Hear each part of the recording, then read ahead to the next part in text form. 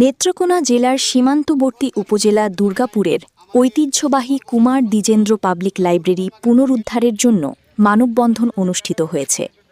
রবিবার দুপুরে দুর্গাপুরের সর্বস্তরের জনগণের আয়োজনে উপজেলা চত্বরে ঘণ্টাব্যাপী এই মানববন্ধন অনুষ্ঠিত হয়েছে।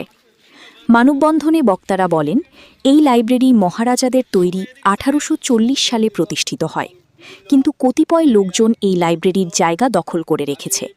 তাই দুর্গাপুরের ইতিহাস এবং ঐতিহ্য ধরে রাখতে এই পাবলিক লাইব্রেরি দখলমুক্ত করার জন্য প্রশাসনের সুদৃষ্টি কামনা করেছেন। দ্বিজেন্দ্র লাইব্রেরি যেহেতু 186 বছর হয়ে গেছে, সেহেতু এই লাইব্রেরি অনেক জরাজীর্ণ অবস্থায় পড়ে আছে, বেদখল হয়ে আছে। সুতরাং আমরা চাই এই বেদখল থেকে যেন আমরা মুক্তি, এই দ্বিজেন্দ্র লাইব্রেরি মুক্তি পাই। এটা দীর্ঘ 186 বছর বয়স ধরে চলছে, কিন্তু এখানে সুন্দর কোনো পরিবেশ আমরা পাই না। এখানে যারা অনেক শিক্ষার্থী আছি তারা সুন্দর পরিবেশের কারণে হয়তো শিক্ষা নিতে পারছে না, যার জন্য আমাদের ডেপুটি স্পিকার স্যারের কাছে একটা আবেদন থাকবে, এটা যেন সুন্দর পরিবেশ করে দিয়ে দখলমুক্ত করে আমাদের জন্য সুন্দর একটা পরিবেশ তৈরি করে দিতে পারেন।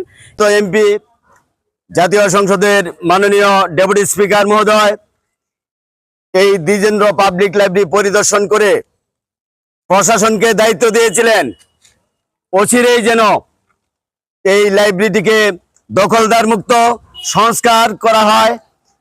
আমি ব্যক্ত করতে বলতে চাই, প্রশাসন এখন পর্যন্ত আমাদের সেই মাননীয় ডেপুটি স্পিকারের নির্দেশ পালন করতে ব্যর্থ হয়েছেন।